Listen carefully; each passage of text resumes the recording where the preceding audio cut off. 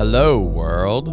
Ralph Blumenthal was a reporter for the New York Times for 45 years, where he worked as an investigative journalist and crime reporter.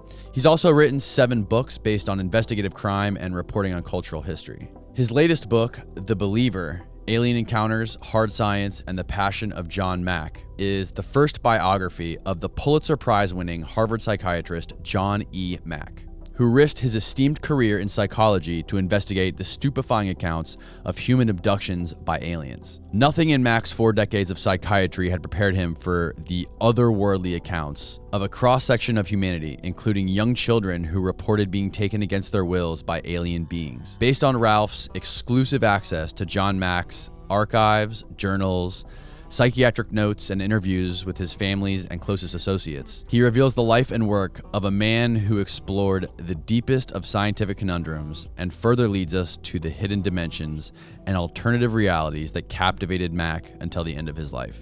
This is a good one, folks. I hope you enjoyed as much as I did. Please welcome Ralph Blumenthal.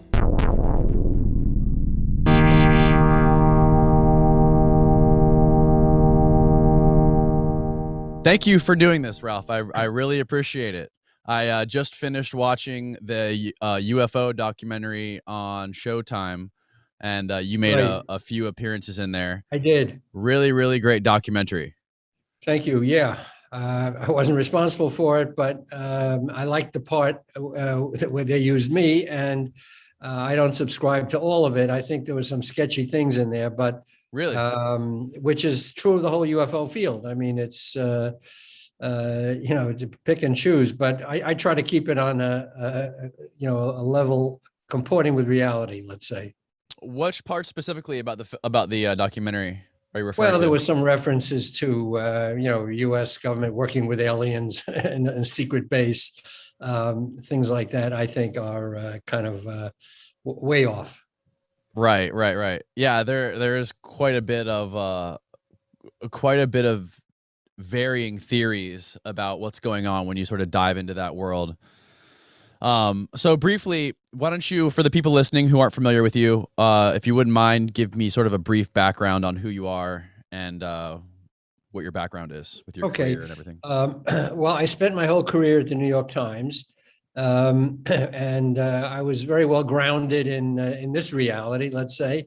I covered stories from the mafia, the World Trade Center bombings, including the first one, the truck bombing, which was a kind of a precursor of 9/11, although investigators never realized that till too late. And I covered political corruption and politics and investigative pieces. So my background was not in UFO reporting at all. And I got into the UFO story and John Mack through a series of circumstances I can go into. But I really had very little interest in the field until, very late in my career. What originally made you want to become an investigative reporter? Well, every reporter who goes into the field feels that he or she can, right wrongs, as they say, afflict the comfortable and comfort the afflicted. I always felt I could, make a difference by reporting. I think you can change the world in different ways. One is by, political activism. Another is by exposing the wrongs. And I found early on in journalism that that was the best route for me, and I got a lot of satisfaction from it. And you did a lot of overseas work as well, right? Like in Vietnam and other places? Right. Yeah, I covered the Vietnam War from 69 to 71, and the Cambodian War, which was part of that. And I was overseas before that in West Germany. So I had some foreign experience. Wow. How old were you at the time when you were doing that? 20s. Wow. I was very, very young. What was that like? In journalism, you get your best assignments when you know the least. Right. When you're young and mobile, you don't have a family yet, you can move around quickly. So that's when you get your best assignments. Later on, the more you learn, you are encumbered by your family life and other commitments, and you have a home and things like that you'd have to sell. So little by little, the world closes around you. But so I had, wonderful assignments early on in my career. I continued to have very good assignments, but my foreign work was really early on.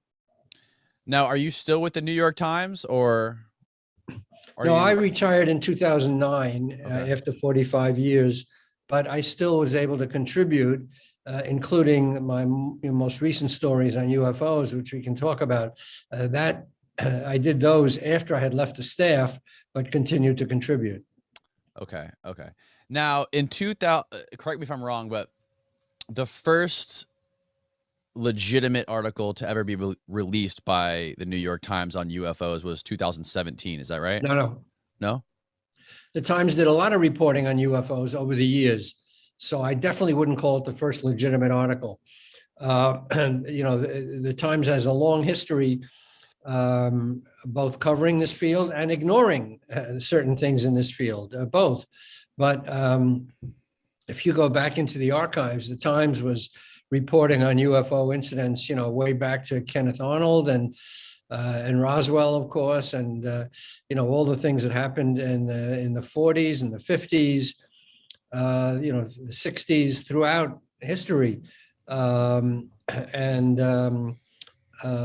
I would definitely not call my article or our article, because I collaborated with two fellow reporters, the first, but it did open up some new avenues, let's say. It was a groundbreaking article in the sense that it exposed this unknown unit of the Pentagon, ATIP, Advanced Aerospace Threat Identification Program, which no one knew existed. And with the release of the 3 Navy videos that came along, 2 and then 3, that came along with that, I guess it kind of changed the tone or the paradigm to suggest that mainstream media was taking this field seriously. Right. So the 2017 article, for people who aren't familiar, is the one where you talk, or the videos or the radar videos were released from the pilots who were operating the Super Hornet fighter jets, and they captured the Tic Tac craft that was going at thousands of miles per hour, which was estimated, almost colliding with one of the Super Hornets at one point. What was it about that article that made it so groundbreaking? Well, first of all, we exposed the fact that the Pentagon had been tracking UFOs, even though the government said it was out of the UFO business with Project Blue Book in 1970. So the government obviously has not been straightforward with us throughout. It said that it closed the book, Blue Book, on UFOs, 50 years ago. Whereas this secret unit, ATIP, was operating in the Pentagon, tracking UFOs and collecting information. It started in 2007 under another name and continued. Well, today it continues to the present under another name. But so we revealed the fact that the government was continued to be interested in UFOs. That was interesting. We revealed that Lou Elizondo, the head of the program, was resigning in protest against the lack of support he was getting within the Pentagon. And that was groundbreaking. And then to suggest that, or to show in the videos that the Navy had actual physical evidence that these things existed, was groundbreaking. I mean, for a long time, people were dismissing UFOs as mental aberrations, fly specks on the windshield, marsh gas, the planet Venus, you name it. But all the thousands of accounts by people, throughout the years, certainly gave the lie to that, but the government never admitted it.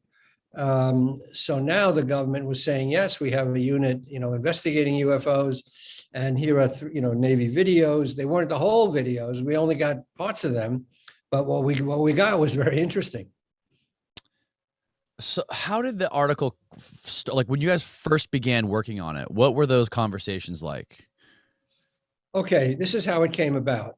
In October 2017, my colleague, Leslie Kane, who was not at the New York Times, but was a preeminent, or probably the preeminent UFO reporter, investigative reporter who had written an excellent book in 2010 called UFOs, the Generals and Pilots That Go on the Record,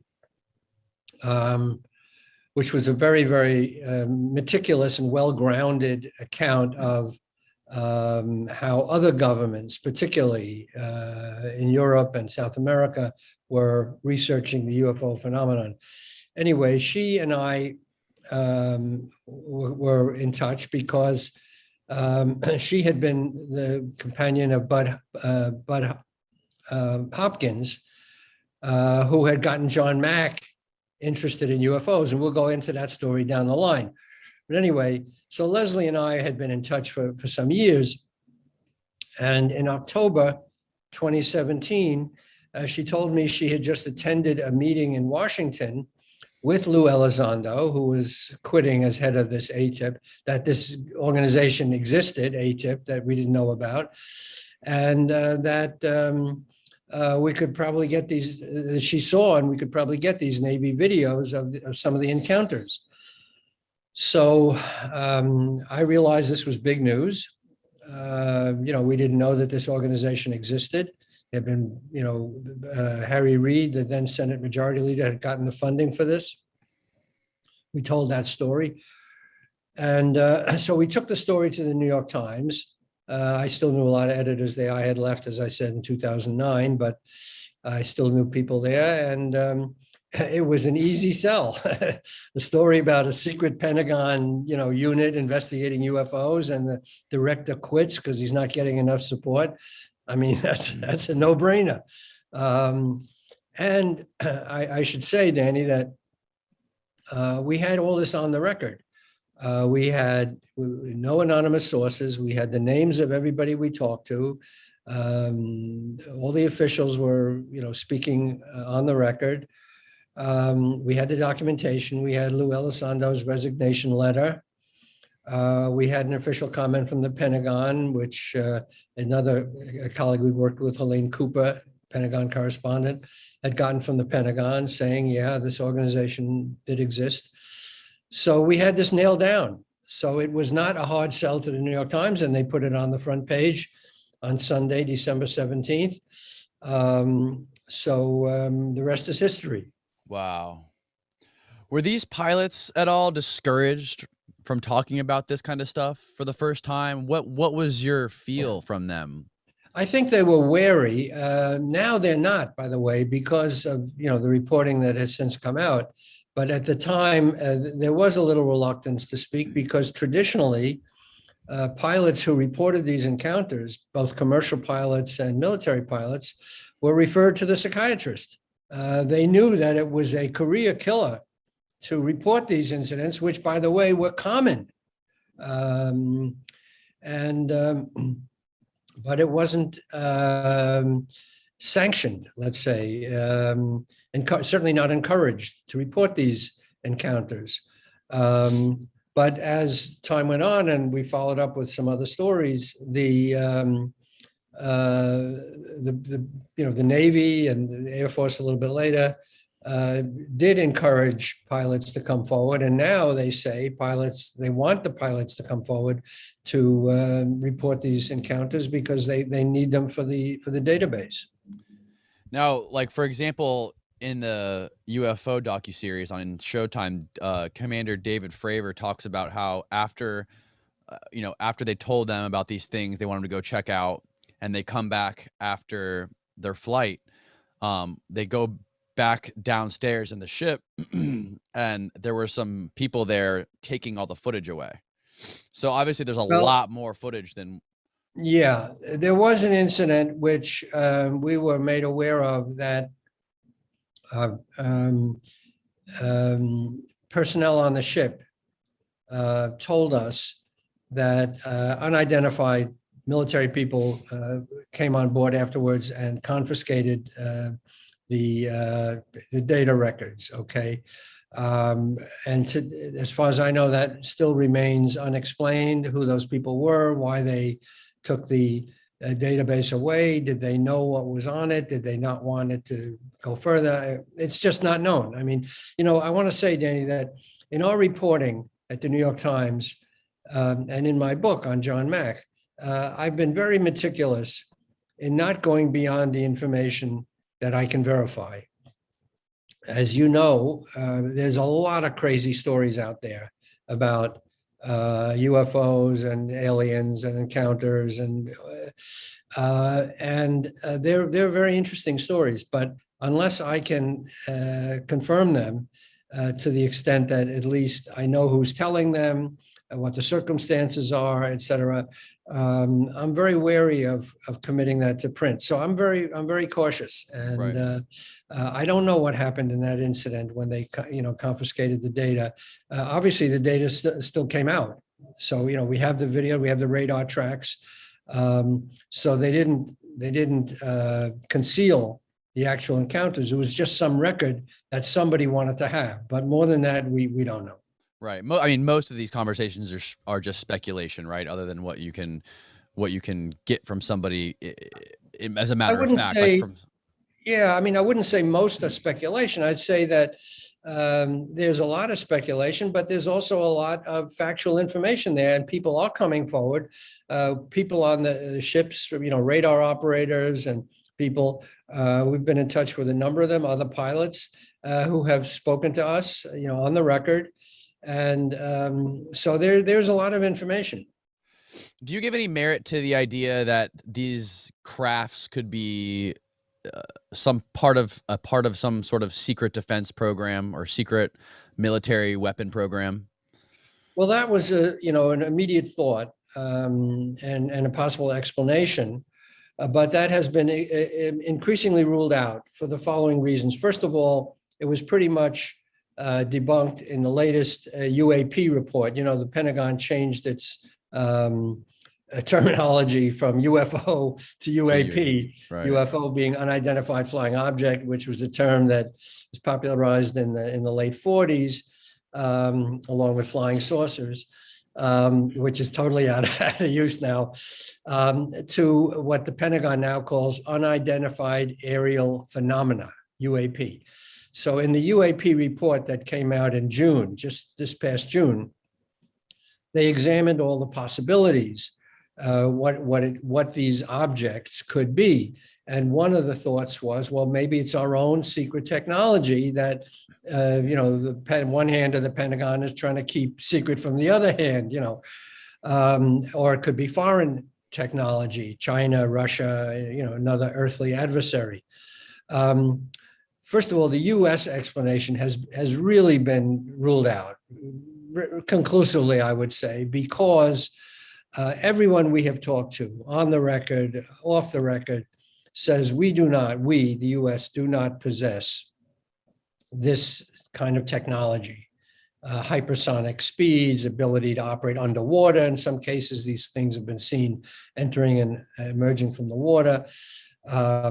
Cloaking, turning invisible, all the things that go along with the reporting of this phenomena. These phenomena rules out the fact that it could be American technology, aside from the fact that it's very, very, very unlikely we would be operating our own secret technology in military airspace where it could collide with one of our jets and cause a terrific scandal, among other things. Same goes with foreign, explanations. Nothing suggests, and everything suggests to the contrary, that Russia or China or any other country on earth has this kind of technology. So the answer to your question, long roundabout, is no. Nobody seriously suggests that this is our own technology that they're seeing. Do you? I mean, obviously, everyone who has any sort of familiarity with this space is familiar with the Bob Lazar story and his whole story about being invited to work at S4 and back engineer all these crafts, which he describes almost to the T to be what these Tic Tac objects are doing. Do you, what is your, what is your feeling, or do you have any sort of opinions on his story and idea on what he talks about? Do you give any credibility to that? Danny, I have not looked into the Bob Lazar story. I'm very familiar with it. It's a sensational story, to be sure. There's a lot of very provocative stories out there told by people who have good credentials. But I have to say I have not checked that out myself. There have been a lot of stories that we looked into at the Times about retrieved, craft that may have crashed and were retrieved that the government has possession of. We made a little headway into that story with our last story in the Times, suggesting that, or stating that congressional committees were briefed on or shown briefing slides of some instances of retrieved crash materials. Okay. We didn't go beyond that.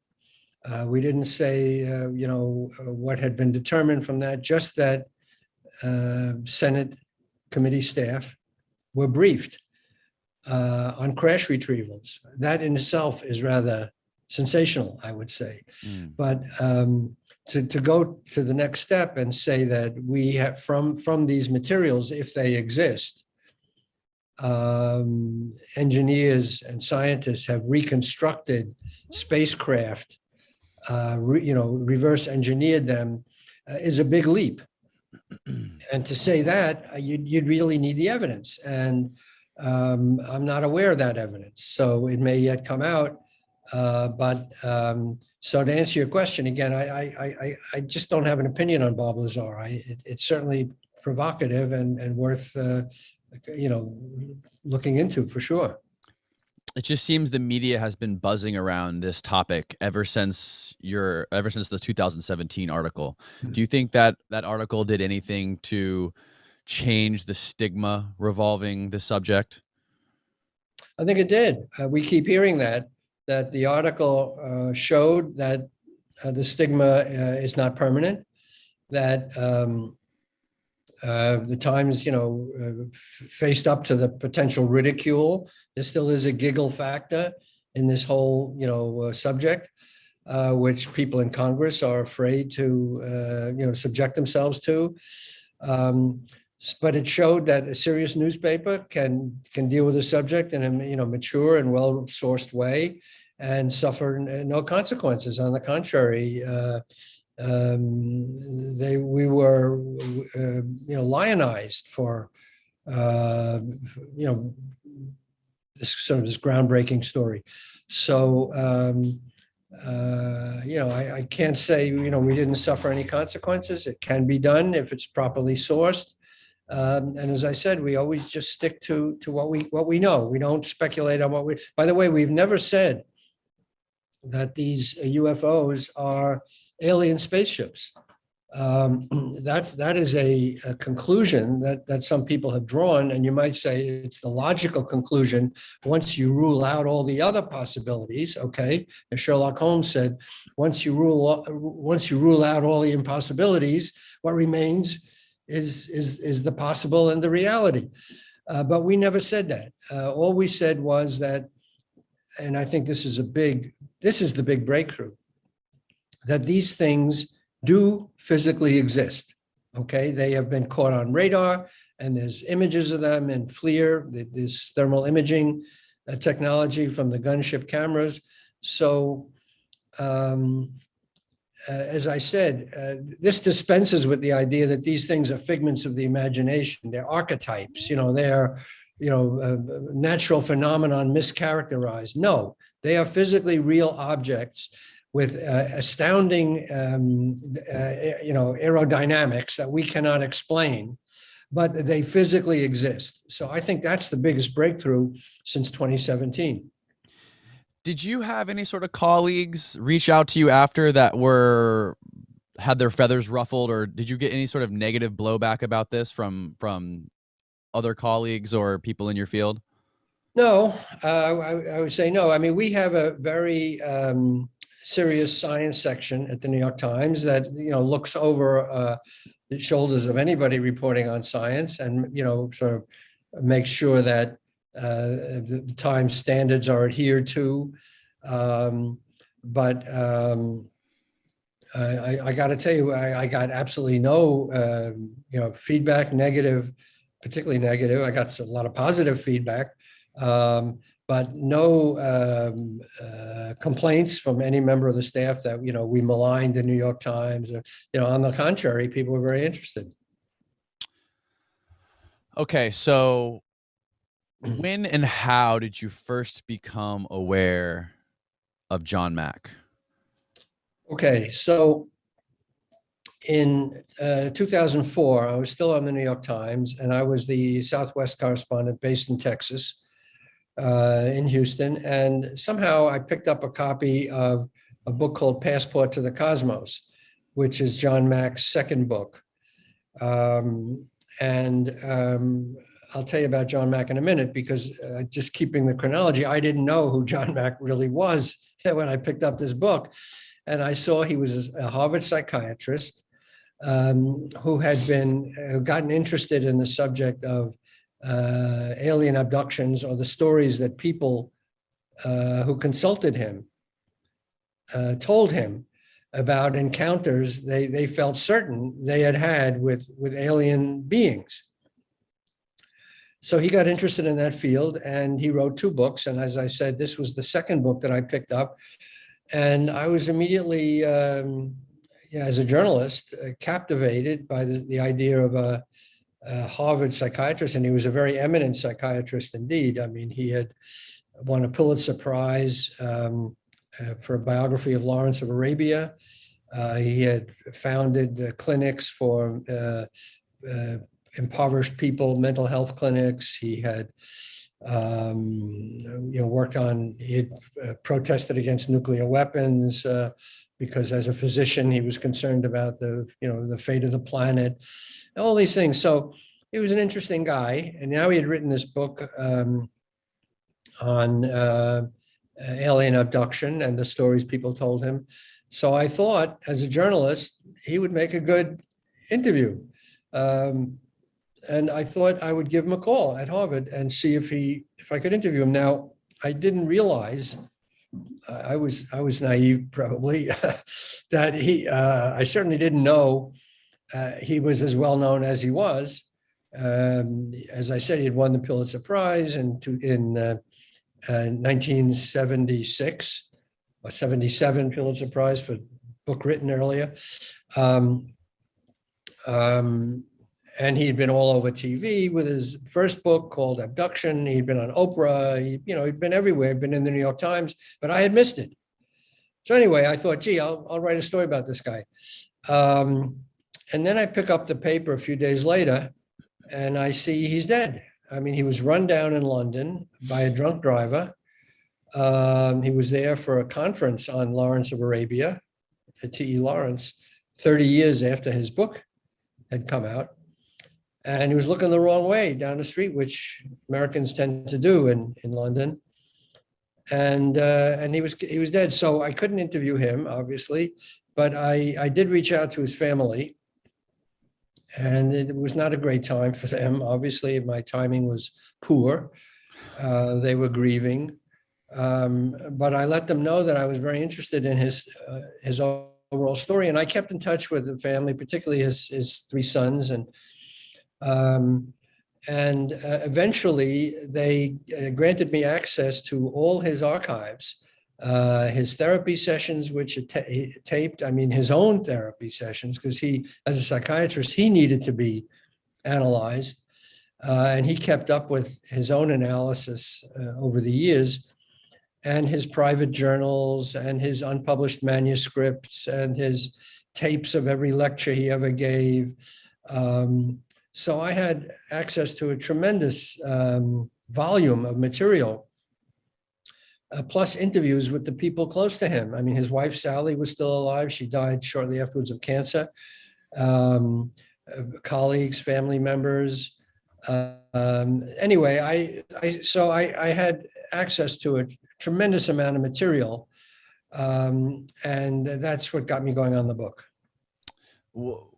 From everything that you drew from talking to his family and reading his work and watching his interviews, what kind of guy was he, from what you could deduce? Well, he was very charismatic. He was mesmerizing.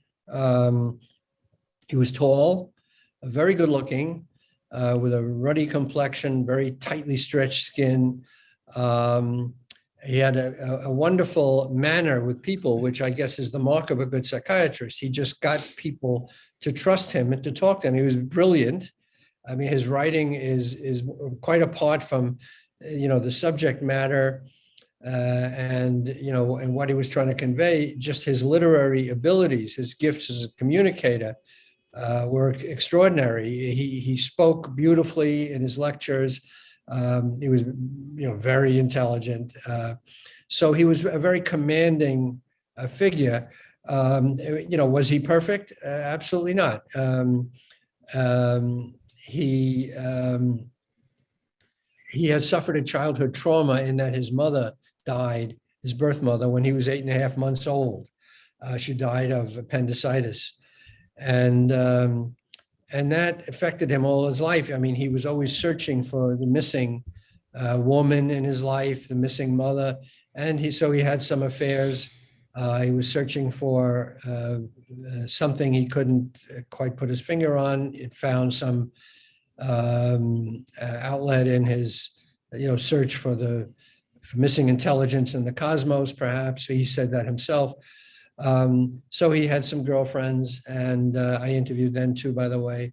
And he was a little naive. He didn't understand how revolutionary his claims were in the rather cloistered, precincts of Harvard, and got him into trouble at Harvard. He wasn't cautious enough in some of his assessments, et cetera, et cetera. But all in all, a very compelling figure and very well liked, with really many, many friends, and yet some enemies, and people who thought he was a little too smug, a little too smart, and a little too sure of himself. But all in all, I found him a terrific subject and really worthy of the first full-length biography. Nobody had ever written about him like this before. Now, was his first book the book on child psychology and nightmares? That was his first book, yes. He wrote a number of books. One about nightmares, which, by the way, really registered him as an expert on nightmares.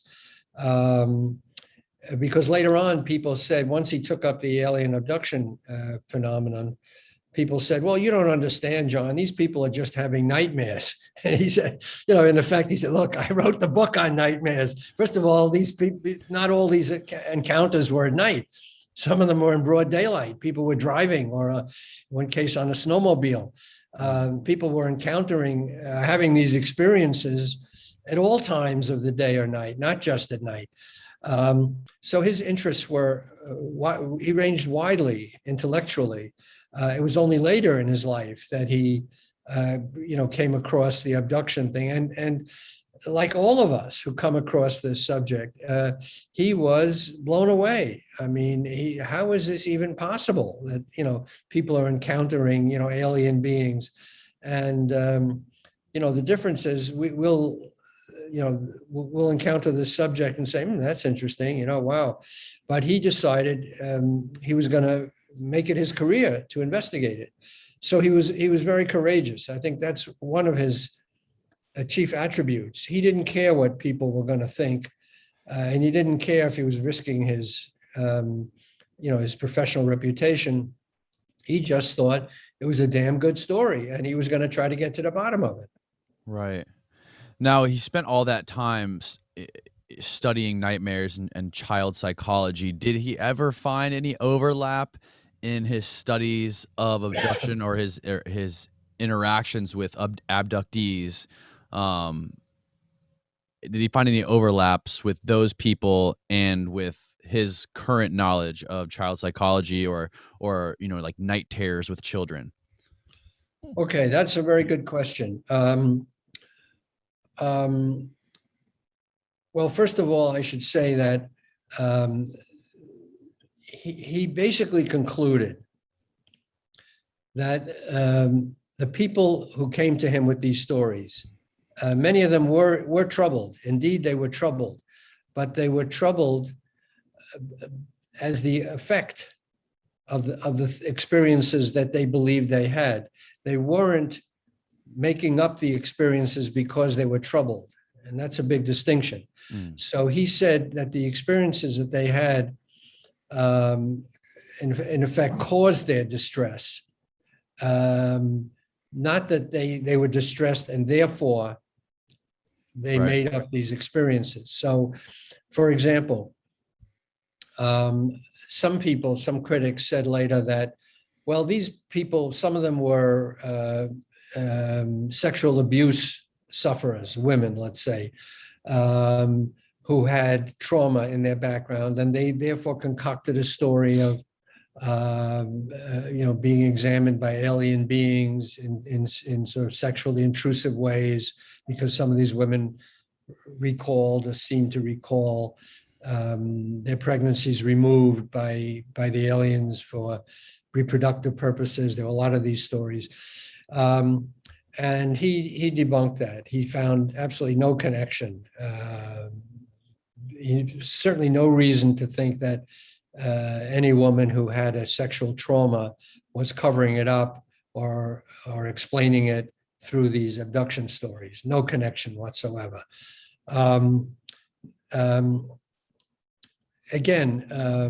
These people that came to him with these stories were normal people. Normal in the sense that they had every, troubling incident in their background that everybody has, neglectful parents, alcoholism, drug abuse. These people lived in the world, and they were like everybody else. But nothing that they had experienced explained these stories. That's what Mack was trying to establish, that they didn't explain these experiences at all. And to add on to that, there was lots of young children, right? Well, that was a big factor in the conclusion that he later adopted, that these experiences were somehow real, that there was no other way to explain them. Now, in what reality they occurred or dimension, Mack never could establish, and it remains mysterious. But the reason he believed that these things actually occurred somehow, as impossible as it is to imagine, rested on various observations that he made. But one of the more important ones was that little children, in some cases as young as 2 or 3, were reporting these abduction experiences, saying things like, "Little man, take me up in the sky. I fly in the sky." And so these kids could not be accused of picking this up from books they had read or movies they had seen. They were barely able to speak. Mack found that very compelling, that these children would not really have a motive or an ability to make up really these astounding experiences. But he had many reasons for coming to his conclusions. Another is that UFOs were cited by some of these people, many of these people, around the time of their abduction experiences. It was often identified with or close to a UFO sighting. So they would remember later that they saw a UFO landing in their backyard or nearby, and then they had this experience, this abduction experiences. Sometimes there was evidence that the foliage had actually been disturbed outside the house. The tree branches were broken off, grass was disturbed. And again, as I said, these people came from all walks of life. There was not there was no pattern that explained this, not a pattern at all that would say that, oh yeah, these stories are coming from people like this. There was no pattern at all to profile to these people. They came from all walks of life. They were professionals. They were blue collar people, men, women, old, young. One of the distinguishing characteristics, by the way, was that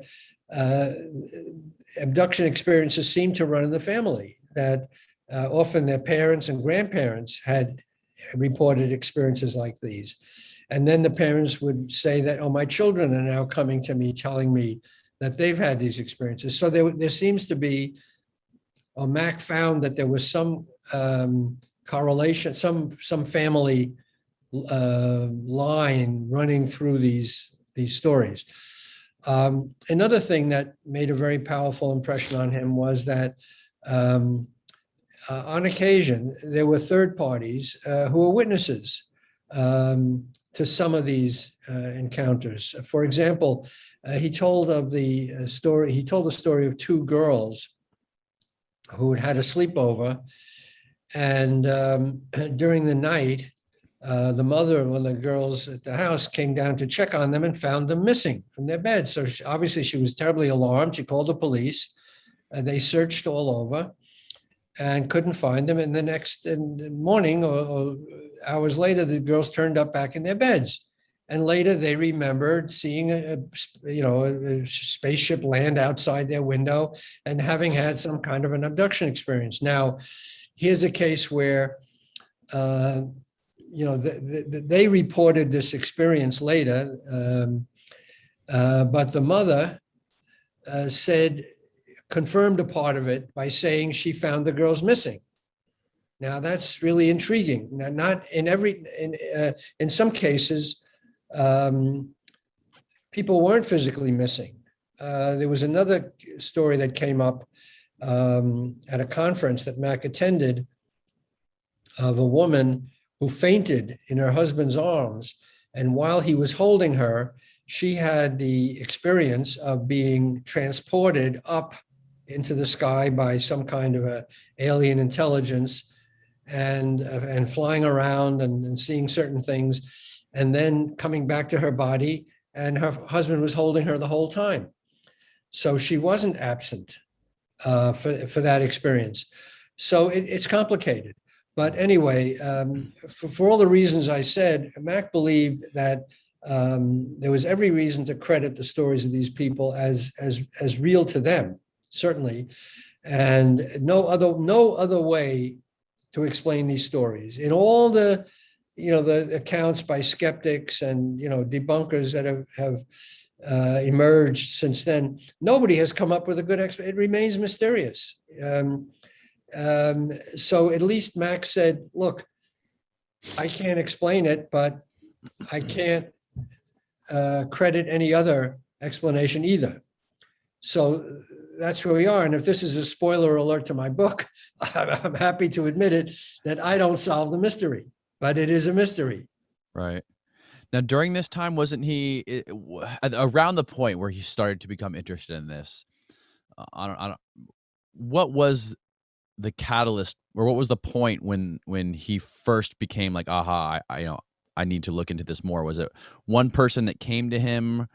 I know this was around the same time that he started to experiment with like certain holotropic breathing exercises and meditation and psychedelic drugs, right? Yeah. Well, I trace the process in my book. It's interesting because, as I said, early in his career, he was very well grounded on the earth. I mean, he protested nuclear weapons. He got active in Middle Eastern peace efforts because of his knowledge of the Middle East and Lawrence of Arabia. He actually met with Yasser Arafat to try to help advance peace efforts.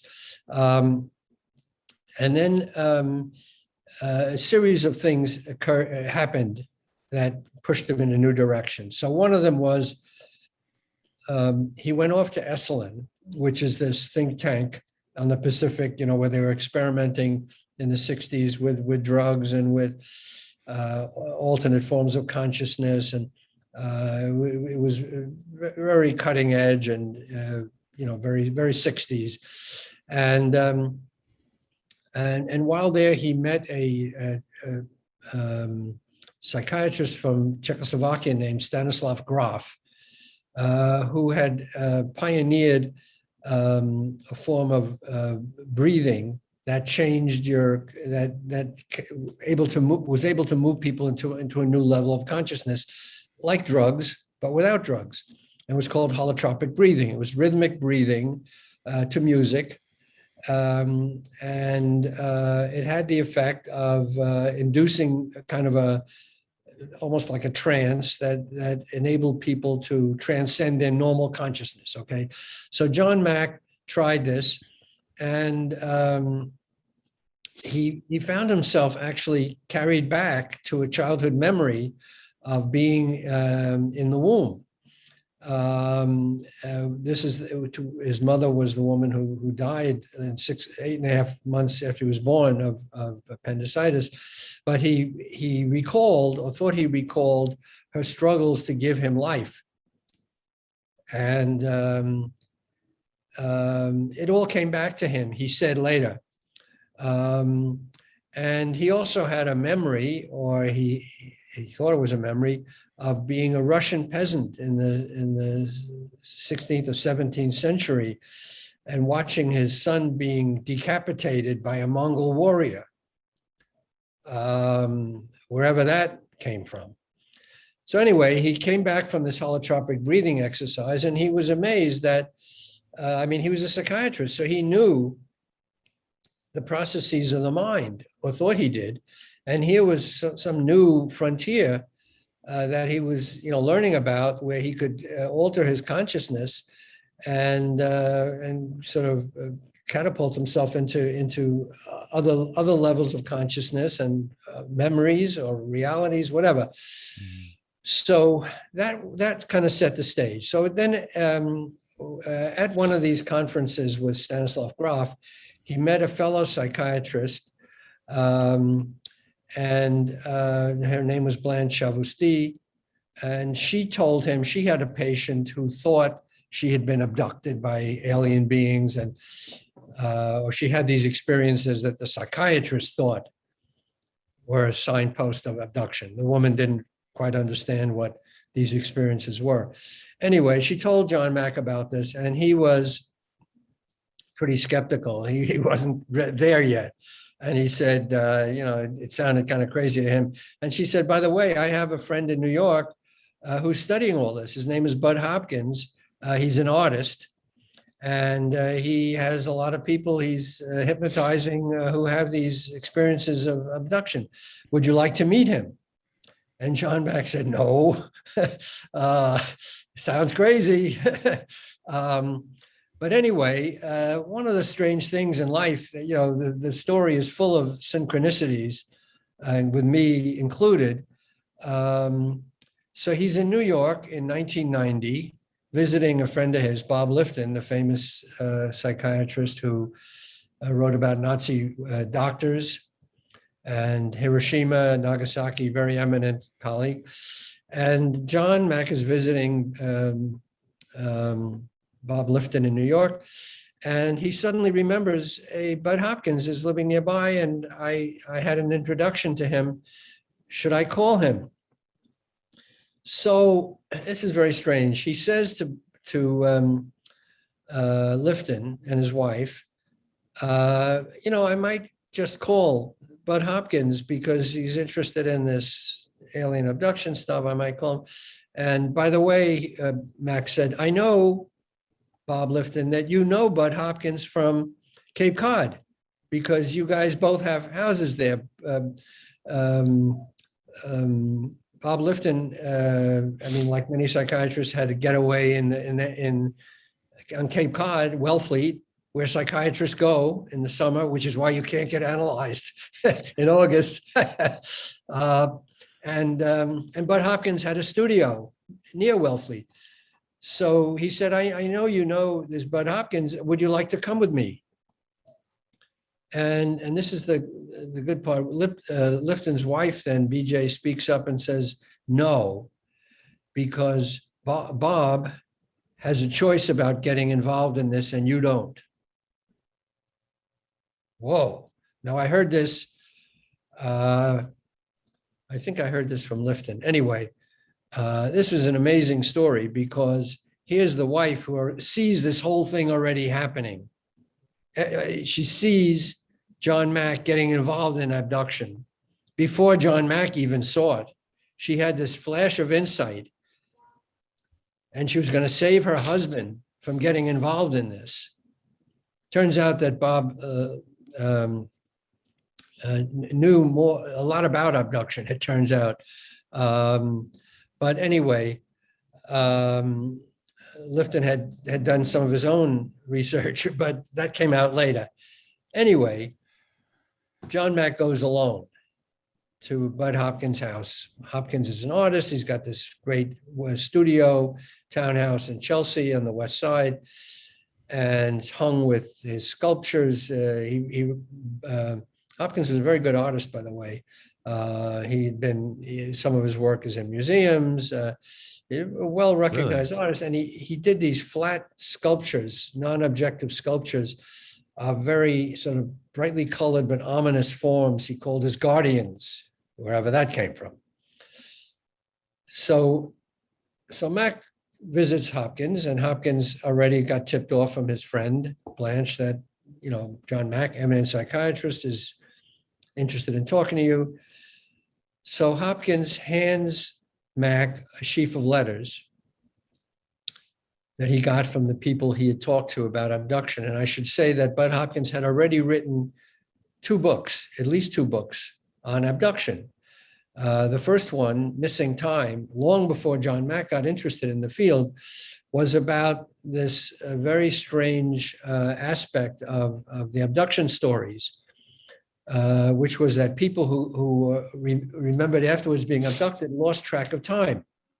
And they arrived at their destination much later than they expected, and they didn't know what happened in the intervening time. And later, under hypnosis, let's say, they were able to recall things they forgot, or where their memories had been wiped clean, which seems to be another hallmark of this phenomenon, that the alien beings, if you believe their stories of the people, wipe out the memory of what happened to the people. So Hopkins had written this book, and he had heard from a lot of people afterwards. So he had these letters, and he said to John Mack, here, you look at these letters, you're the psychiatrist, you tell me.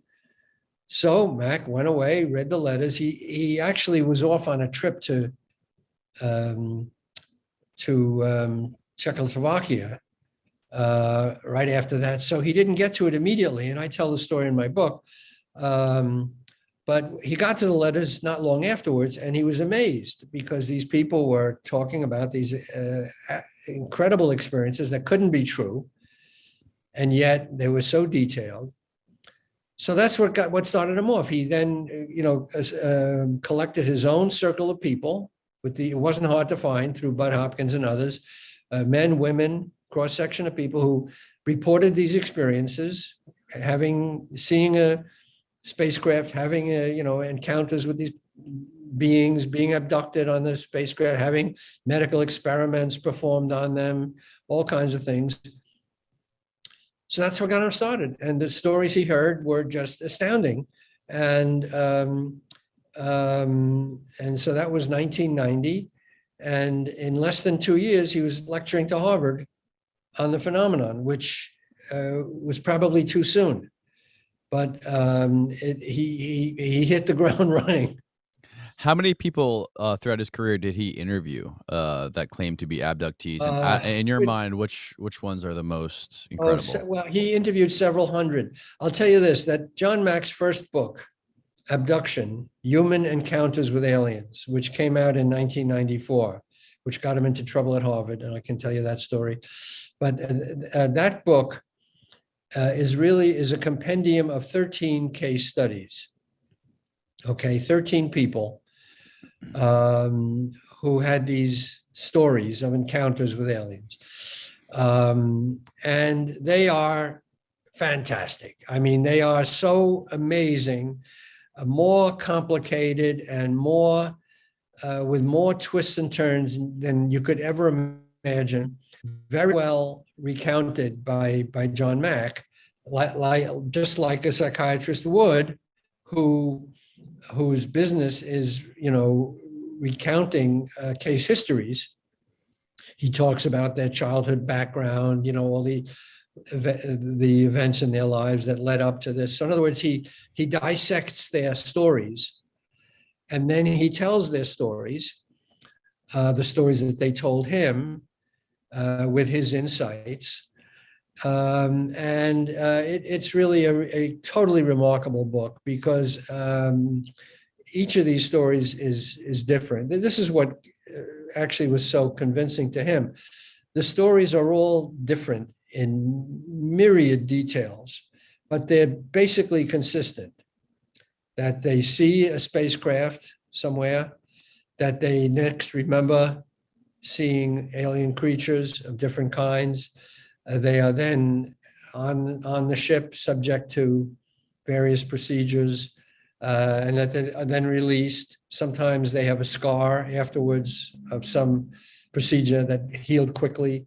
They don't remember having where the scar came from. Some people felt that they had implants put into their body so they could be tracked later. So in other words, the stories were basically consistent because they had a lot of common elements, but they were different in thousands of little details. So it's not like they all agreed on, we're going to all tell this one story. This is the story. It wasn't like that. Some people had minimal or no contact with spaceships. They just encountered beings. As I said, a lot of variation and details you would think to yourself, and John Mack certainly did, you couldn't make this stuff up. Besides which, the people who told him these stories, and this was another factor that influenced him into believing that on some level they were telling the truth. In recounting the stories, they went through all the trauma of the experience. They wept, they cried, they screamed, they cursed, they thrashed about. And he said they couldn't be making this up. I mean, people fabricating a story are not that good actors that they can, convey this level of fear and disgust and all the emotions they had anyway. So these 13 cases in the book, each one is different. Each one is amazing. I mean, if I had to think of some of the stories, I interviewed quite a number of John Mack's people afterwards. The people in the book are given pseudonyms to protect their identity. But all of them? All the 13, I believe, none of them identified by their real names at their request. But some of them came out afterwards, pretty quickly afterwards, because they appeared with John Mack under their real names.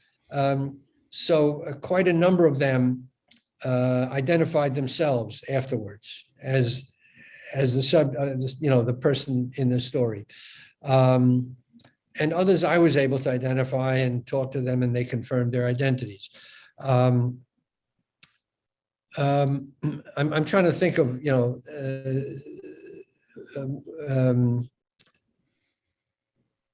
there was one guy, he's called Scott in the book. His real name is Randy. He ended up later making a film documentary of an encounter of an incident at a school in Zimbabwe, Southern Africa, where a ship, the children reported a ship landing and aliens emerging from the ship, and the children interacting with these two beings. Well, I'll tell you that story later. But anyway, so Randy Nickerson, who later made that documentary, was one of the first people Mack interviewed. His story's told in the book, and he, remembered being playing in the backyard and seeing these big ants, he called them, and then they put something in his head, in his brain, and he passed out. They had a kind of a wand, which you hear in other stories, and and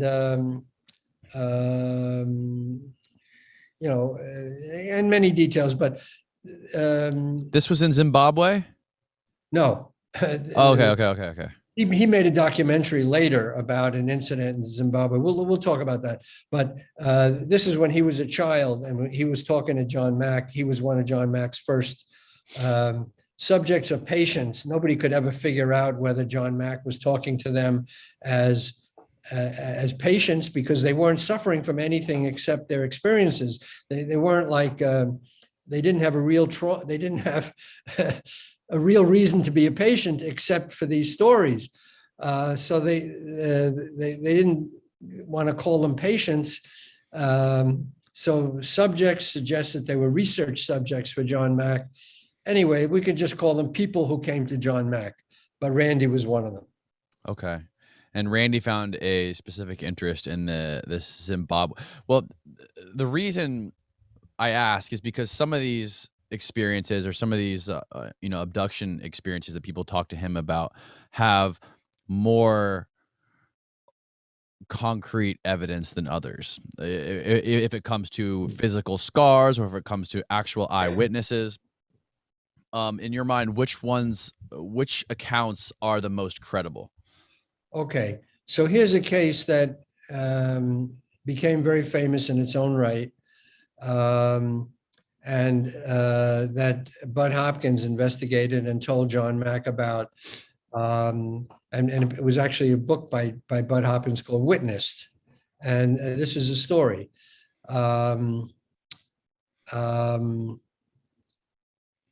Two security guards, they call themselves police officers, but let's say security guards, were escorting a VIP in downtown Manhattan. In November '89, I believe. And the car suddenly came to a stop. And the security guards got out, and they saw a spacecraft approaching an 11-story building near the Brooklyn Bridge. They saw a figure of a woman, fly out of the window, surrounded by 3 alien creatures, all flying in the sky. They escorted her into the spaceship, and it flew off and plunged into the East River. Okay. So, telling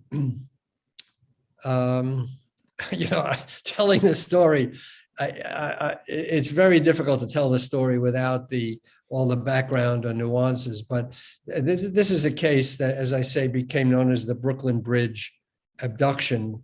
And John Mack spent a lot of time on it, and because he was so intrigued by it. It wasn't his case, it was Bud Hopkins' case. Anyway, the woman later came forward herself and contacted Bud Hopkins, which is really how the story started. And Bud Hopkins found some witnesses who said they were stuck on the Brooklyn Bridge when all traffic came to a stop. The power went out. They saw this woman, flying out of the window into the spacecraft. And anyway, and I tell the story in my book, really. I go over the story. And the thing is, the story was told to Bud Hopkins by the woman who said she was the target of the abduction. And it was also told by these 2 security guards who said they witnessed it, who were driving down in Lower Manhattan and whose car was stopped. And they sent Bud Hopkins a bunch of messages and letters and tapes. But the bottom line is that Bud Hopkins was never able to identify the 2 of them.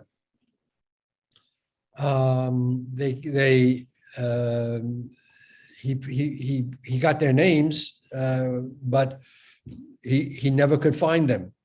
And because he never could find them. And this is the problem so often in these stories. And this is why we've been so meticulous at the New York Times in sticking to things that we can confirm with named sources. This is a case, the perfect, example, that without without knowing who these two witnesses were, or having them face to face telling their stories, the story became impossible to verify. The woman said, yeah, I was the one, I was abducted.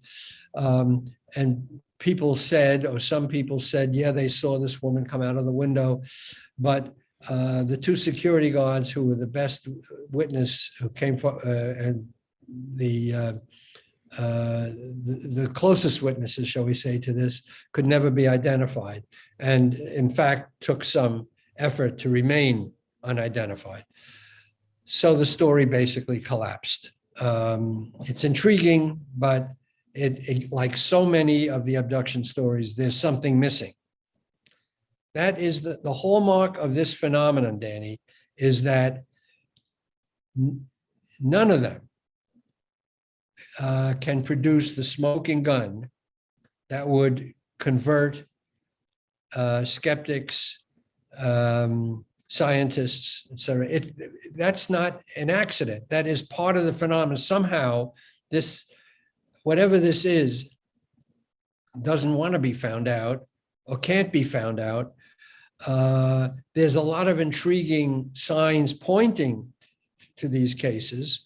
And as I said, there's fragmentary evidence, all of which convinced John Mack that there was something to this. The affinity with UFOs outside the window, the broken tree branches, the third-party witnesses, the young children, the emotion that the people had when they recounted, all these things, the scars afterwards, all these little bits of evidence pointed to something, to the reality of these events. And yet there was something, of course, missing, which is the absolute confirmation that they occurred in reality.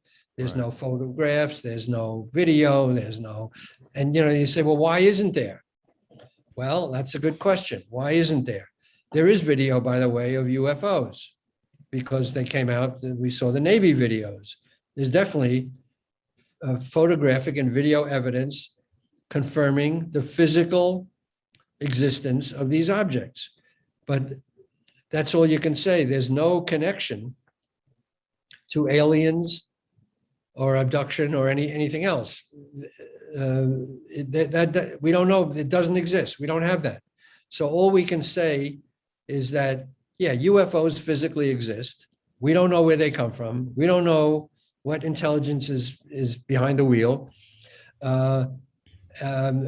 As far as alien abduction, we know people have told stories. We have some fragmentary confirmation in different pieces, but nothing like the Navy videos of UFOs. So that's the leap. And that's why at the New York Times, we haven't reported on alien abduction. We've reported on UFOs.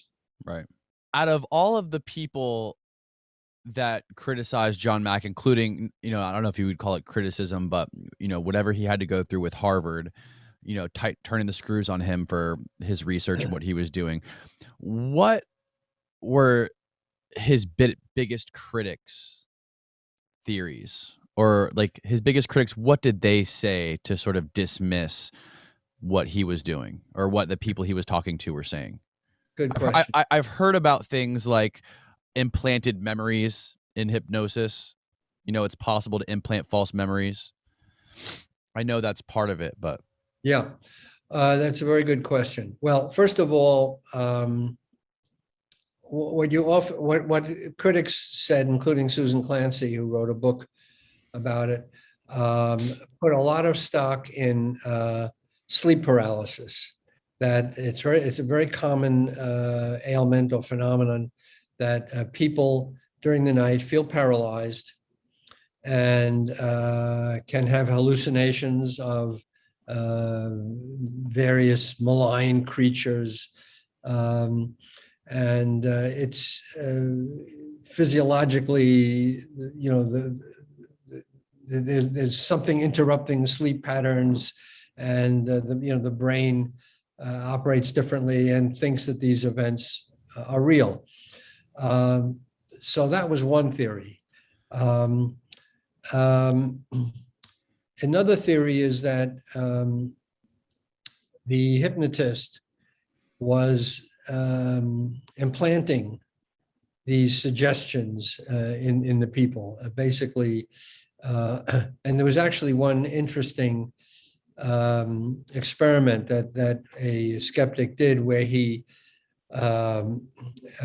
collected a bunch of people and asked them to imagine an abduction experience.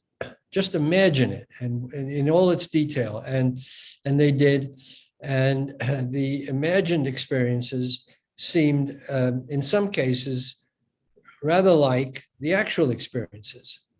In other words, they just made it up, and it turned out to be, sounded like some of the other experiences. And I'll talk about why these all fall short of a good explanation in a minute. But let's see, what are some of the other explanations? That people had suffered a trauma, like a rape or attempted rape, and afterwards they transferred this memory to an alien abduction memory, but it was based on some real trauma that they had, and it was just put in a different context, maybe to shield the accuser that the truth was too awful to believe. Let's say a parent was abusing a child, and the child couldn't deal with that, so it made it into an alien. So that was another attempt to explain these experiences. The problem is, I have looked into these in great detail, and there were whole conferences that were held with experts, and I can tell you about one of those in a minute, where people actually looked for other explanations. So first of all, the sleep paralysis explanation, which is very common. And by the way, the so-called skeptics, the debunkers, a lot of them have not done their homework. If you're going to get into this field and you want to expose, the charlatanism or whatever you think is going on here, at least you've got to know the field well enough to know the claims so that you can expose them. A lot of the skeptics have not done the homework. They have not read the cases. They don't know enough about the actual phenomenon and the scope of it and the details of it in order to debunk it properly, because I would guess they can't. So they'll choose one thing and they'll ride that. So for example, sleep paralysis. So as I said, yes, it is an actual phenomenon where people experience helplessness. They can't move. They feel they're paralyzed. They often in the course of a terrible nightmare, etc. But some of these experiences, a good number of them that John Mack investigated and others, were not at night. There were people driving their cars. So they weren't sleeping in their cars, driving and having a nightmare. Yeah, like the Travis Walton one, for example, is a great example of that. Well, that now somebody has come forward now, and that's been, challenged, but he is sticking to his story. And that's an interesting case. But is he being challenged now? Is this new? I saw, yeah. Somebody said that they faked it, and one of the people, I guess, who was in one of the guys who was with him at the time he disappeared, said that we staged it. I don't know. It didn't make a lot of sense. Because again, if somebody comes up with that claim, you have to then go back and see all the other things that supported the story in the first place. So, but let me just continue with the idea of the implanted memories. So, so that was one common theory was, that the hypnotists implant these memories in the people by leading them. Well, first of all, not all these stories emerged during hypnosis. John Mack used hypnosis and modified relaxation techniques to draw out memories that were hidden or concealed, because as I said, one hallmark of this phenomenon is that people's memories have been either wiped or clouded by whatever happened to them.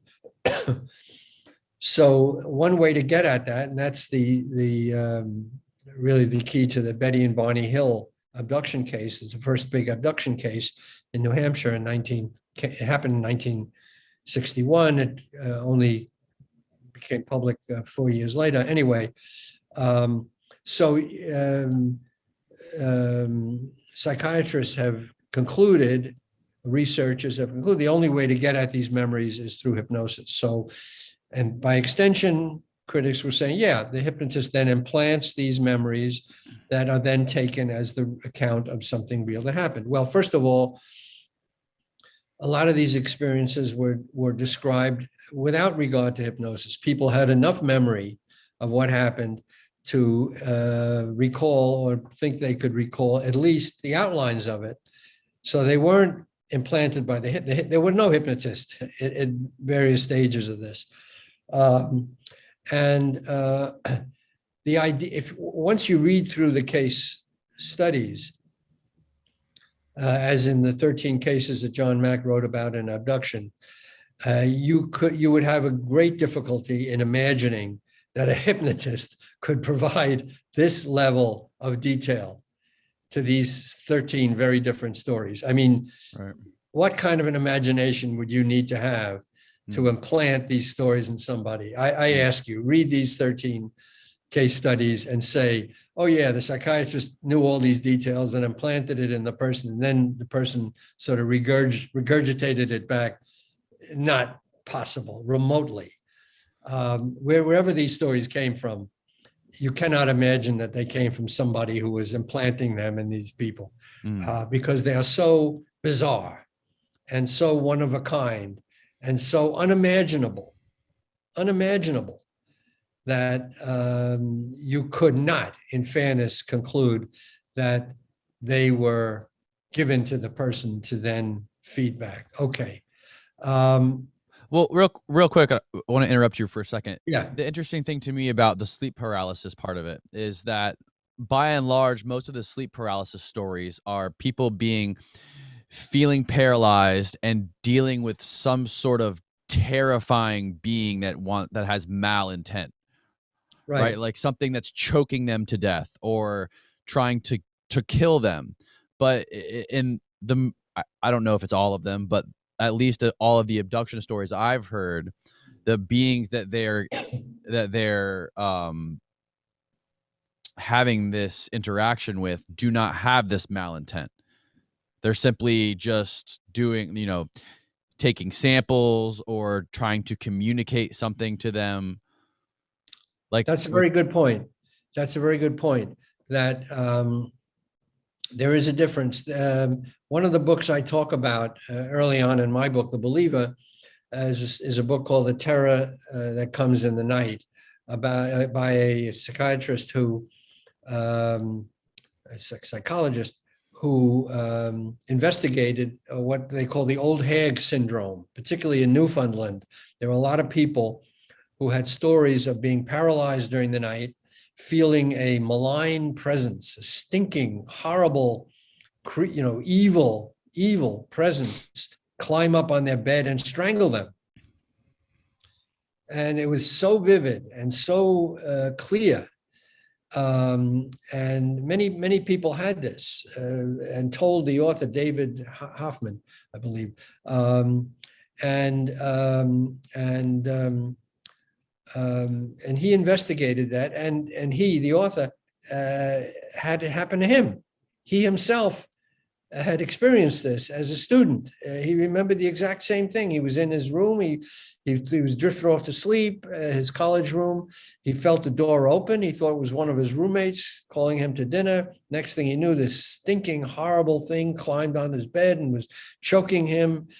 And he was paralyzed. He couldn't turn on the light. And then it somehow had left, and he turned on the light and he ran outside to the dorm counselor or somebody who was the landlord.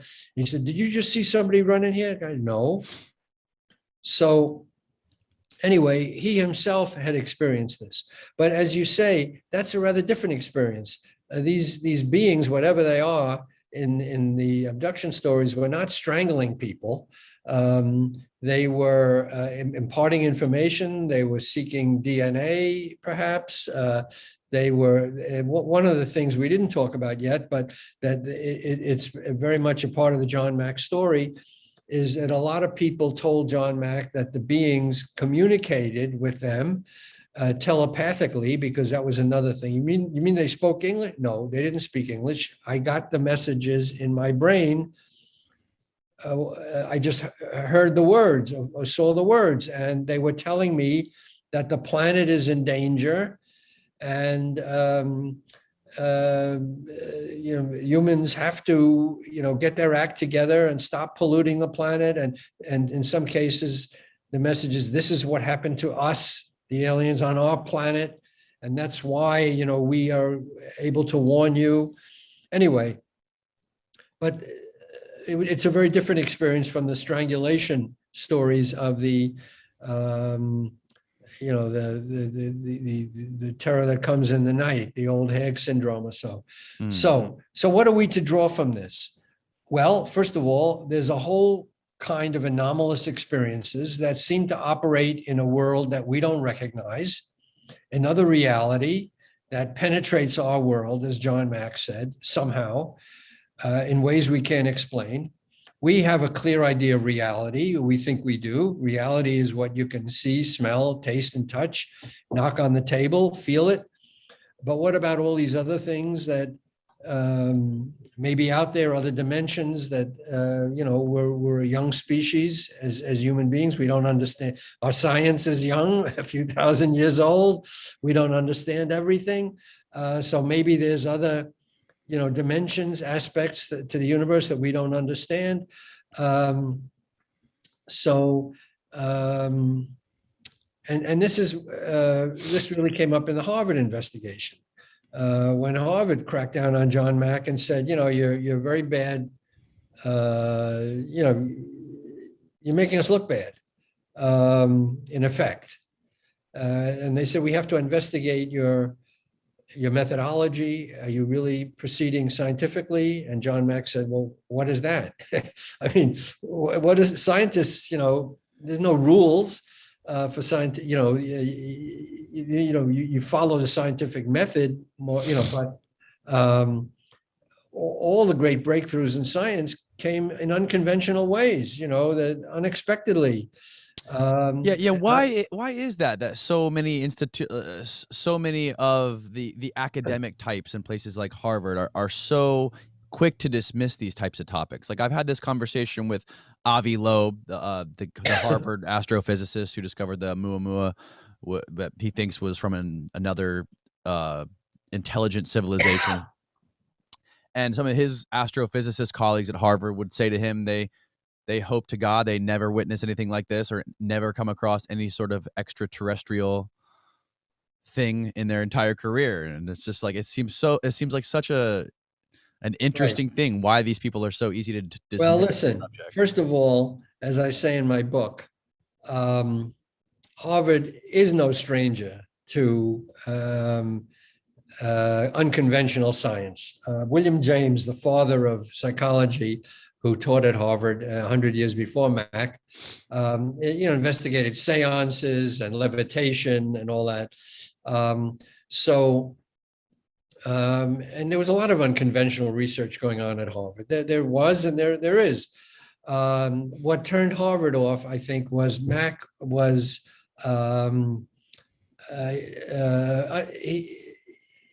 well, first of all, he'd written a bestseller, and that didn't endear him to his colleague. He'd written he won the Pulitzer Prize on Lawrence of Arabia. Jealousy. Yeah, there was jealousy there.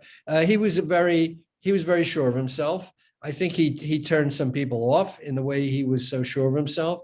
I think he talked to, he announced his research at Harvard before it was really well advanced. He had heard about the phenomenon from Bud Hopkins. He had collected his circle of experiencers, which is what he called them rather than abductees, because it's less a judgmental term. And he begun his research. He learned about it from Bud Hopkins in January 1990. In December 91, he held a grand rounds, a lecture at Harvard, so less than 2 years later, where he introduced some of the experiencers on stage. He had a tape of a session where a woman was screaming that her pregnancy was removed. He outlined, everything he had found out. So he hadn't given it enough time. He didn't realize the opposition that was going to build at Harvard, because it was very unconventional research. He didn't lay the groundwork for that.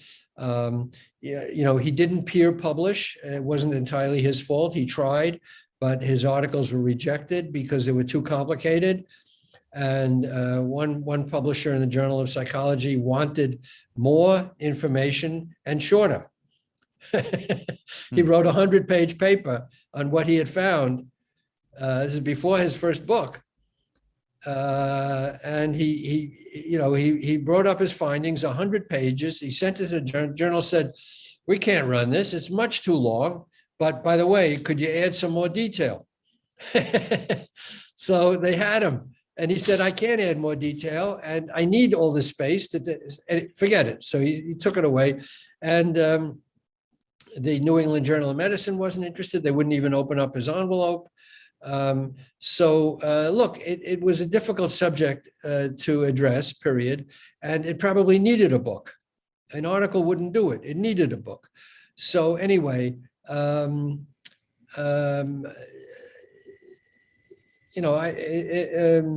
talking about Harvard. And so, you ask Avi Loeb why Harvard has been so antagonistic. I'm going to be on with him in the next couple of days on another program, and I'm going to ask him, what hhis experience at Harvard has been like, because in Mack's case, they gave him, time to I guess you could say gave him enough rope, and then they try to hang him with it. But they cracked down on him in 1994, about the time his book was published. So he had given that big lecture to Harvard in December 91. So December 91. So 2, 3, 4. So 3 years. 2 years later, they were on his case. But it's an interesting story about the Harvard investigation, because it was, as Mack himself wrote in an unpublished manuscript, it was a clash of worldviews. He was trying to explain, look, I came across this mystery. I don't know what the answer is to it, but it doesn't respond to the usual scientific, the ability to get to the bottom of it. I mean, we don't have any scientific proof of it, but we can't contradict it either. We can't figure out what's going on here. And Harvard's answer basically was, well, if you can't prove it scientifically, you can't. It's not there. And he was saying, well, there's something there, but I can't explain it. Exactly, you can't explain it, so it's not there. So that basically was the clash at Harvard. There were two different worldviews. One is the scientific materialism of the Harvard committee, led by a critic of John Mack, who he had clashed with once before, Arnold Relman, very eminent physician. And Mack, who was saying, well, I can't explain it, but this is what the people are telling me, and it's good evidence. It's good, compelling evidence, but it's anecdotal in most cases, almost every case. There's fragmentary bits of evidence that seem to back it up, but not conclusively. So I don't know, on and on. And the committee kept saying, well, if you can't prove it, it's not there. So anyway, that was the clash at Harvard. But in the end, Mack was exonerated. He had two wonderful lawyers. that exposed Harvard's weak arguments, I would say. And he was reinstated. He was never uninstated. He was allowed to continue his research. No sanctions. They just said, please be a little more, be less enthusiastic. They said to him, and he said, okay, you're right. I was a little too enthusiastic. I'll be less enthusiastic, because he acknowledged it. He was that was one of the hallmarks of his nature, was to be. He didn't hold back. What he thought you could see in his writings. He was not devious. Even in his love affairs, a few of it, outside his marriage, he didn't, sneak around his wife. She knew what was going on. He was just attracted to other women, searching for this missing thing in his life. And he remained devoted to her. They had a good relationship, difficult, but good at the end of his life when he died. But he was not a sneaky guy. What he was thinking, you could see in his writings, in his speeches, etc. So, and that had a downside too. He wasn't very careful in how he structured his approach, and he might have gotten further at Harvard if he'd been, I don't know, a little less enthusiastic, a little more cautious. But in a way, that was his nature. Right. Well, it's fascinating, Ralph. I really appreciate your time. I know we're out of time now, but I thank you so much for doing this and sharing your story with me. And let the people listening and or watching where they can find more of your work if they're interested, and buy your book. Okay. So my book is called The Believer: Alien Encounters, Hard Science, and the Passion of John Mack. It's available everywhere. Amazon, independent bookstores, Barnes and Noble. It's available as an ebook. It's available as an audiobook.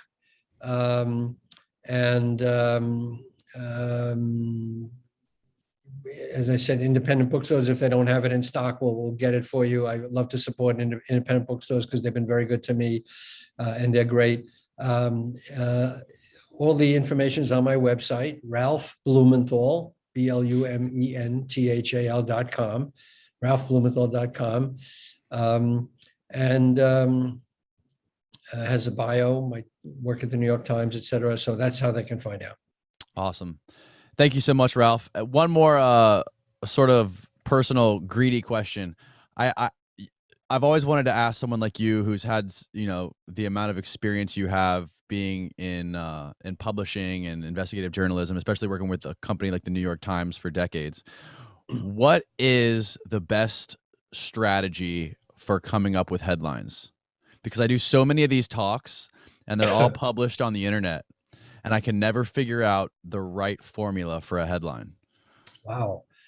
That's a good question. Well, you know what? When I teach journalism, I tell my students that poetry is a wonderful exercise, among other things. It's enjoyable, of course, in its own right, in compressing language. With a headline, you've got to compress the story and make every word count. And poetry, more than prose, obviously every word has to count multiple times in terms of impact and power. And in prose, you have a lot of leeway. You can throw in extra words. You can't do that in a headline. You can't do that in poetry. So you have to get at the essence of it. And it's almost like a Zen thing. You've got to think, what is the core point that I'm trying to convey here? And even if and don't try to tell the whole story in the headline, because that's the formula for disaster. You get much too complicated. You have to zero in on the one point that is the essence of it. So it's almost like you have to wipe out everything you know about a subject, and think about the one thing that comes to mind when you first hear about it. What is the question in everybody's mind? Or what's the one word or one phrase that will make that come alive. But what you're asking really is it's the hardest thing. How do you come up with a good idea, or where, how do you How do you sell it, right? Because you how spend do you sell it, invest elevate so it? much time into this thing. Yeah. You could just make something fall flat without the right headline. That's absolutely right. Absolutely right. And again, you still have to, remain faithful to the truth. You can't take liberties and say, sex, and then my real Clickbait. story is about UFOs. No, it's about UFOs. Right. So you can't play games with a reader or a viewer, because they notice it right away that, you're not, you are playing games. So it's tricky. But and sometimes it helps to do it in a group. So you bounce headlines off each other and say, "What about this?" And someone else will have an idea. But it's difficult. I find that. I mean, I do that all the time when I work with journalism students. I come up with headlines for their newspapers, and as I say, it's almost like you have to not think about what you know, and try to think about it fresh. Like, how would somebody come to this who doesn't know anything about the subject? What is the one thing that they want to know? Or what's the one thing that will come to mind when you bring up this subject? I'm doing a talk at my college, at Baruch College, next week on UFOs, and I'm calling it "Can You Believe It?" UFO reporting, the recent UFO stories. That just seemed to encapsulate, and you can read that two different ways. Can you believe it? Or like, can you believe it? Right. So, and that just sort of came to me. As I said, experience helps, but, and also be a reader of the tabloids, because the tabloids have the greatest headlines. They really do. Yeah. I mean, headless body and topless bar, Wow, I haven't seen that one yet. That was the New York Post headline, very famous: headless body and topless bar. Really? Yeah. Wow. So that was a brilliant one. Anyway, but that comes with experience, and it's trial and error. And sometimes you think you have it, and sometimes, you think you have it, and then you say, "Oh, that was in bad taste," or "that didn't do it," or the important thing is not to err on the side of making a terrible mistake, because if you have an unintended double entendre where you malign somebody or introduce a taboo subject or something, then you really hurt yourself. So you always have to remain within the bounds of good taste, Right. And that kind of thing. But in other words, don't take a shortcut just to be clever, if it's going to subject you to criticism. So Right. Try to err on the side, even if it's a little dull, try to err on the side of caution. Right. And don't piss off anyone that was involved. Yeah. Don't cross the line, put it that way. Right. All right. Well, that's very helpful information, Ralph. I very much appreciate your time. You're very kind, and hopefully we'll be in touch, be able to do this again in the future. Okay. It was great being on with you, Danny. Thank you.